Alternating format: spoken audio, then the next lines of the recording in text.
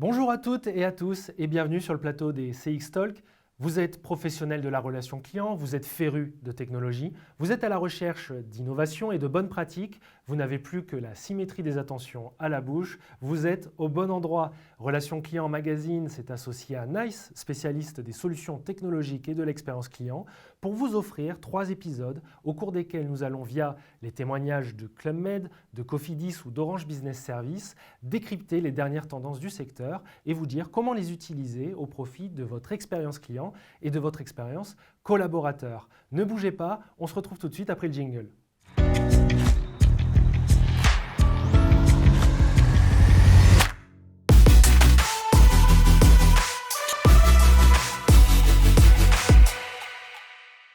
Et nous nous retrouvons pour ce 3e et dernier épisode des CX Talk, épisode qui est consacré cette fois à l'amélioration de l'expérience offerte aux collaborateurs grâce à la technologie. Pour en parler, j'ai le plaisir de retrouver Stéphane Bleton, directeur commercial France, Benelux et Afrique francophone de notre partenaire NICE. Bonjour Stéphane. Bonjour Clément. Stéphane, dans le dernier épisode, nous avons évoqué comment le cloud et l'intelligence artificielle permettaient d'offrir une relation client omnicanale et personnalisée.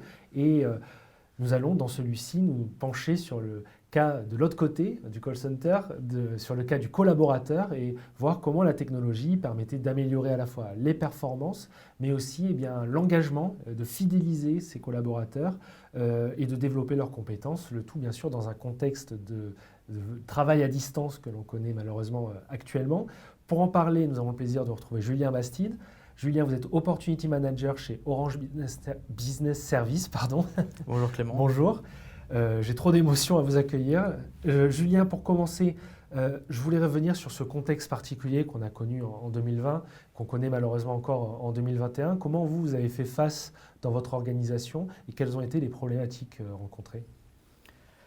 En fait, Orange, c'est une structure qui avait déjà mis en place du télétravail sur la population qu'ils avaient. Donc, il y avait déjà à peu près 10% de nos collaborateurs qui étaient déjà en télétravail, en full-time.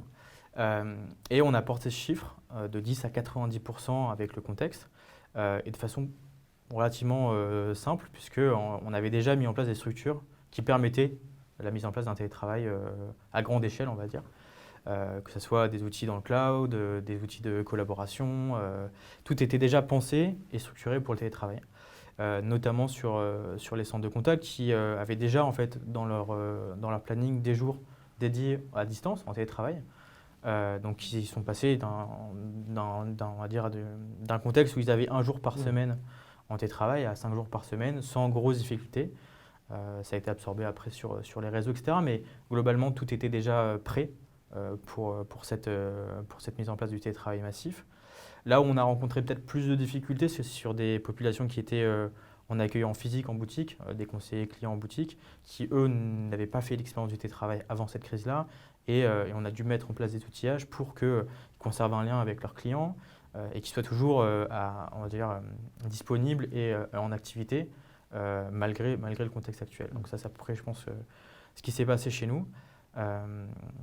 Voilà, je ne sais pas si vous avez des questions. Ils ont eu, alors on va le voir par la suite, ils ont eu l'occasion justement de monter en compétence, le personnel des boutiques, grâce notamment à toutes les technologies et tout l'accompagnement qu'elles peuvent apporter. Donc ça, on va tout de suite le commenter. Mais avant ça, je voulais revenir sur un chiffre qui illustre bien la problématique que vous venez de nous présenter. C'est un chiffre issu du NICE Satmetrix Benchmark. Lors du premier confinement, 57% des conseillers ont pu travailler depuis chez eux. Et ce qui est intéressant, donc au-delà de la flexibilité que cela a permis pour les organisations, pour les entreprises, du point de vue du collaborateur, ça a été vraiment accueilli de façon très positive et on a vu que l'employeur finalement avait une meilleure image grâce à l'utilisation du télétravail. Ça a son importance dans le cadre notamment de la symétrie des attentions qu'on a eu l'occasion de présenter lors d'épisodes précédents, mais notion sur laquelle on va revenir aujourd'hui. Stéphane, pouvez-vous nous présenter quel est l'intérêt d'utiliser l'IA, d'augmenter un petit peu la dose d'automatisation, de la technologie dans le management des centres de contact par rapport à cette situation qu'on a rencontrée Alors, on avait parlé dans les 2 premiers épisodes, notamment de l'hyper-personnalisation et de la place de l'humain dans toute la chaîne et pas uniquement de l'IA. Le fait de télétravailler a changé un petit peu la donne en termes de planification notamment et de liberté qu'on délègue à l'agent. On a vu travailler chez soi arrive à un certain nombre de problématiques, notamment lorsqu'on a les enfants à la maison. On n'a pas un planning bien défini, on n'arrive pas à 8 heures au bureau et on ne repart pas à 17 heures. Donc il faut gérer toute cette flexibilité et notamment tous les imprévus. On peut être malade du jour au lendemain et effectivement du point de vue de l'entreprise, il faut aussi savoir gérer cet imprévu. Donc là, l'IA et la planification interviennent. Donc on va offrir au travers de l'IA une possibilité, une flexibilité aux collaborateurs par rapport à son planning. Et la robotisation va intervenir en deuxième plan. En fait, je prends un exemple concret, j'ai un problème, l'école m'appelle, je dois aller chercher mon enfant à l'école, je vais libérer un certain nombre de shifts, pendant 2 ou 3 heures je ne vais pas être disponible et je vais rendre ce shift et je vais mettre sur une bourse d'échange. Et là mes collègues vont voir ce shift directement sur leur application mobile et vont pouvoir puiser s'ils ont le temps et l'envie de travailler, plus sur des shifts non prévus. Donc l'IA va recalculer tout ça pour s'assurer en même temps qu'on laisse une certaine liberté à l'employé, mais on répond toujours aux besoins de l'employeur. Donc on va automatiser toutes ces tâches, on va les calculer avec des algorithmes où initialement, notamment sur les plateaux, on avait des superviseurs qui recalculaient le planning en intraday de manière manuelle ou qui s'assuraient qu'on ait le bon nombre de personnes au bon moment. Donc là, tout est automatisé, tout est processé, bien sûr en respect de la réglementation française et de la réglementation et de la régulation qu'il y a au sein de l'entreprise. Alors on imagine en effet que ça devait être très complexe de le faire en temps réel, de devoir recalculer par un employé, de devoir s'assurer qu'au final il y avait assez de conseillers pour pouvoir prendre en charge le nombre d'appels entrants à tout moment. Vous, Julien, comment ces technologies là, dont on vient de parler, comment vous, ça s'est déployé chez vous, notamment dans le cadre du travail à distance, et puis auparavant, puisque vous avez déjà l'occasion de pratiquer avant le confinement, le premier confinement, comment ça s'est traduit en termes d'organisation? En fait, nous, la première problématique qu'on a eue, c'est que, comme le dit Stéphane, il y a effectivement une gestion des plannings qu'on doit conserver même quand on est à distance. Mais le point le plus bloquant qu'on avait chez nous, c'est qu'on avait toujours une activité qui nécessitait d'accueillir de nouveaux collaborateurs, de nouvelles personnes. Et du coup, dans un contexte à distance, faire de l'onboarding à distance, c'est beaucoup plus compliqué parce que c'est beaucoup moins efficace de faire une formation à distance qu'en présentiel. On peut beaucoup moins évaluer la prise en charge d'une compétence ou la montée en compétence d'une personne quand elle n'est pas physiquement à côté de nous. Donc ça, c'était nous une première problématique qu'on a eue. Et en fait, on y a répondu déjà en sortant des tâches qu'on avait. On a regardé toutes les tâches qu'un conseiller faisait. Et en fait, on a identifié des tâches qui étaient pas vraiment intéressantes, qu'on pouvait automatiser. Donc en sortant ces tâches-là du plan de formation, on l'a réduit. Donc c'était plus simple de le faire à distance. Et en plus de ça, on a nourri un petit peu le collaborateur qui était en train de monter en compétence avec des informations contextualisées sur ces applications pour que, au fil de l'eau, un petit peu comme de la gamification, il grappille des informations qui vont l'aider dans son interaction avec un client et qui le font monter en compétence au fil de l'eau de façon un peu plus naturelle que si il avait enchaîné les appels avec un superviseur en double écoute et qui lui soufflait un petit peu les informations au fil de l'eau.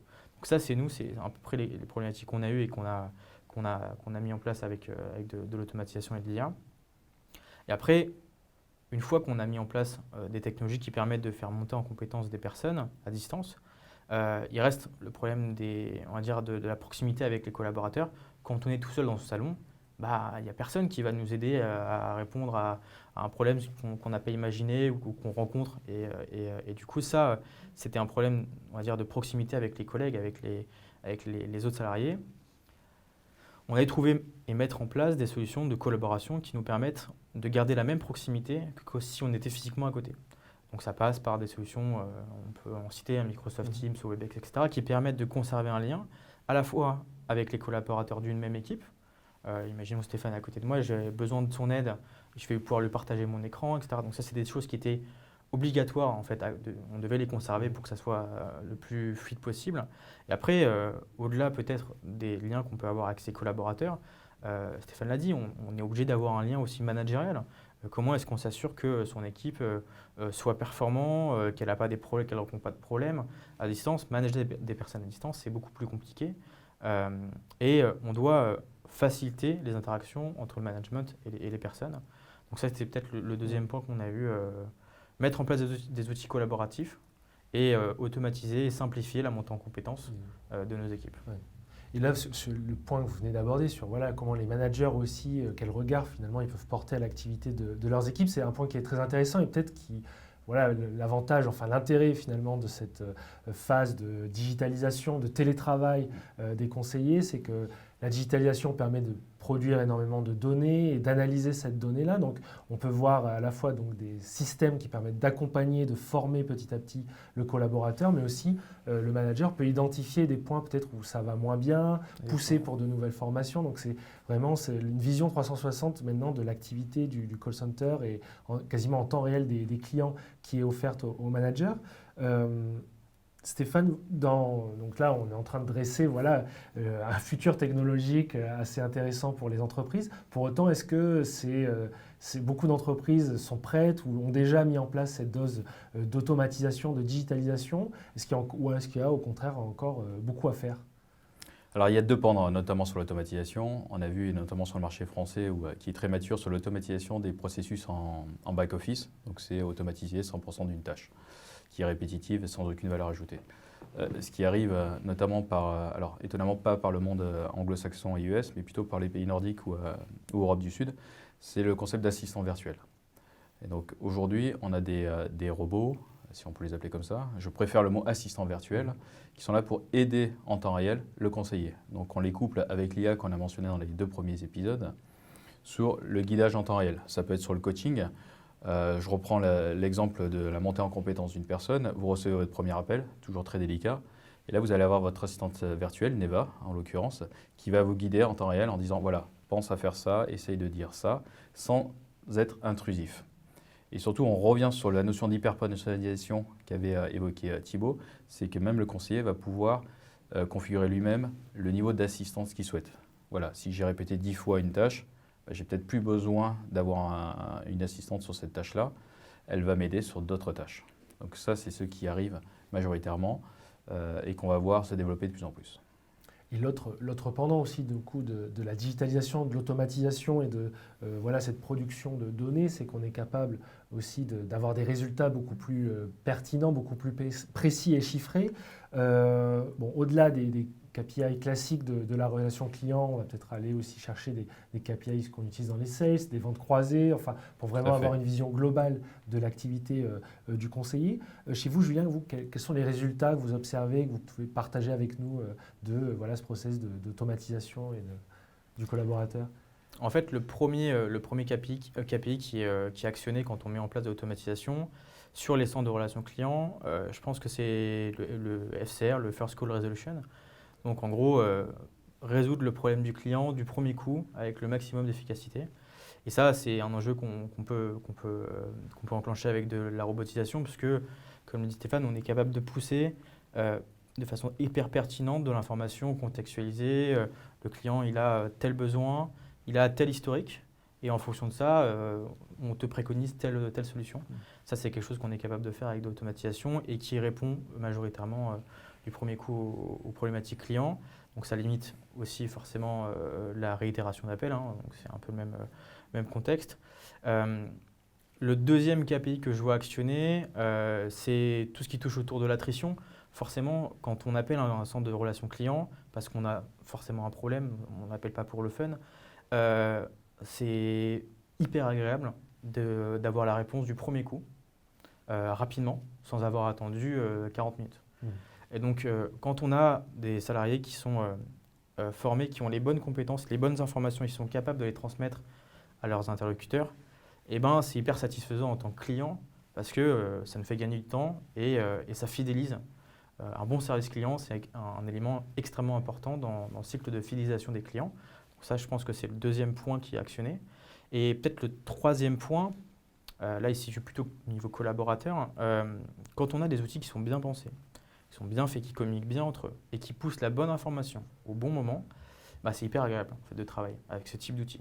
Et en tant que salarié, bah, quand on regarde ce qu'on a vécu avant dans une autre organisation qui n'avait pas forcément mis en place ce type d'outillage et qu'on regarde ce qu'on a aujourd'hui maintenant, on peut plus s'en passer en fait. Ça devient un élément différenciant pour une entreprise pour faire baisser son turnover, parce qu'on sait que c'est des métiers en relation client sur les plateformes de centre d'appel ou de gestion de la relation client de façon générale, où il y a beaucoup de turnover. Donc déjà, on fait baisser ce chiffre-là.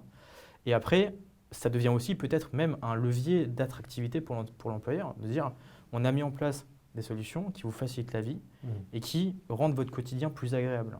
Bah forcément, quand on a le choix entre deux structures, une qui l'a mis en place et une qui ne l'a pas mis en place, le cœur il balance rarement pour celle qui ne l'a pas mis en place. Donc je pense que c'est peut-être les KPI que je vois sur la mise en place de ce type de technologie en relation client.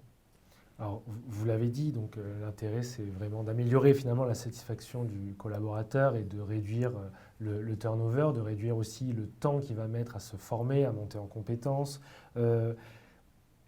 Stéphane, quels autres exemples vous pouvez donner, ou Julien aussi, de comment l'automatisation, comment ces outils technologiques vont nourrir la satisfaction du collaborateur et du coup celle du client dans le cadre de la symétrie des attentions? Alors, le premier point mentionné par Julien, c'est aussi permettre aux collaborateurs, on l'a évoqué aussi avec Thibaut dans l'épisode 2, de se focaliser sur l'interaction humaine, humain à humain. C'est encore très important. Et donc, le robot va délester des tâches qui sont relativement ingrates et sans aucun intérêt ni pour l'entreprise ni pour le collaborateur. Voilà, ça c'est le premier point. Le deuxième point, notamment, ça va aider au quotidien la vie des collaborateurs. Et là, on arrive dans un deuxième niveau de ce qu'on appelle le Next Best Action, où l'IA et la robotisation vont jouer un couple pour aider le collaborateur à promouvoir, ça peut être une promotion de certaines offres. Julien parlait de certains KPI, mais aussi dans les KPI, il y a l'amélioration de l'efficacité commerciale, une vente additionnelle, en plus de la CSAT. Et donc là, on va pousser un certain nombre d'offres pour générer plus de chiffre d'affaires. Donc indirectement, suivant la rémunération des collaborateurs au sein des centres d'appel, c'est un deuxième effet. D'accord, donc on peut aussi Exactement. satisfaire avec cette On approche-là. peut aussi satisfaire. Et le troisième point, je rajouterais par rapport à la data, qui était un des sujets majeurs des 2 premiers épisodes aussi, c'est que les robots vont remplir les CRM de manière automatique, post-appel par exemple, en disant voilà, telle personne a mentionné tel point, tel point, tel point, renseigner le CRM, renseigner la data. Encore une fois, on est dans une démarche où la data doit être continuellement alimentée et populée en permanence. Alors c'est très intéressant ce que vous venez d'évoquer, parce que donner l'occasion à l'humain de s'exprimer, finalement, de se débarrasser des tâches qui peuvent être autant ingrates que parfois rébarbatives et du coup venir polluer l'expérience du collaborateur et avoir vraiment la sensation du coup de personnaliser son approche, d'aider le client au mieux. C'est ce que vous retrouvez aussi totalement, Julien, dans ce que vient de dire Stéphane. Oui, totalement. Totalement. En fait, comme il l'a dit, effectivement, nous, on a les mêmes enjeux. Peut-être un autre enjeu qu'on n'a pas forcément évoqué, on parlait un peu avant des formations. En fait, on a fait un constat chez nous. La mise en place d'une automatisation sur les centres de relations clients, ça a permis de délester forcément les plans de formation, donc de les réduire, et de faciliter la montée en compétences des agents. Et peut-être un chiffre qui peut illustrer un petit peu les propos. On a remarqué qu'il y avait à peu près 30% d'économie de temps de formation quand on mettait en place de l'automatisation. Donc c'est quand même assez important. Et en plus de la mise en place de la formation, on a remarqué aussi que la durée entre le moment où la formation est dispensée et le moment où le collaborateur est autonome, cette durée-là aussi était réduite grâce à l'automatisation. Donc on a un double effet. Je ne vais pas dire qui se coule, mais presque, grâce à la mise en place de l'automatisation. Ouais. D'accord, donc 30% en effet de temps de formation en moins à partir du moment où il y a ces outils qui sont utilisés. Bon, je pense que c'est assez représentatif de tout l'intérêt de déployer ce type de solution dans ces centres de contact. Messieurs, on arrive à la fin de ce 3e épisode et donc à la fin de cette série de CX Talk. On a évoqué les différents sujets de la digitalisation, de la complexification des canaux utilisés dans le terme de la relation client, de ce besoin d'avoir une relation omnicanale personnalisée et en contrepartie le besoin d'accompagner les conseillers pour améliorer leur performance mais aussi leur satisfaction personnelle.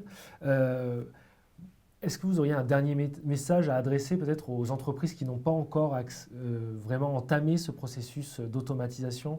Quels seraient vos conseils que vous pourriez leur donner, ou en tout cas si vous avez un mot à partager avec elles? Moi, j'en aurais qu'un, c'est d'impliquer directement les collaborateurs dans ce processus. C'est un changement de mindset au niveau des entreprises.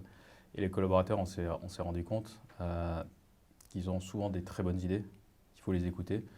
Et encore une fois, la robotisation, et je vais insister sur le sujet, comme tous les outils qu'on a évoqués dans les épisodes précédents, comme l'intelligence artificielle, arrivent en support de l'humain et non en remplacement. Voilà. Très bien. Julien? Exactement, Vous en fait, souscrivez? c'est la notion de relation client augmentée, en fait, c'est exactement ça, donc effectivement, je suis en phase. Très bien, messieurs. Je vous remercie beaucoup pour le temps que vous nous avez accordé, pour toutes les informations que vous avez accepté de partager avec nous. C'est la fin de cette série de CX Talk consacrée aux nouvelles tendances technologiques qui permettent d'améliorer à la fois l'expérience client et l'expérience collaborateur. Je vous remercie de nous avoir suivis et je vous souhaite une très bonne journée. À une prochaine fois. Au revoir.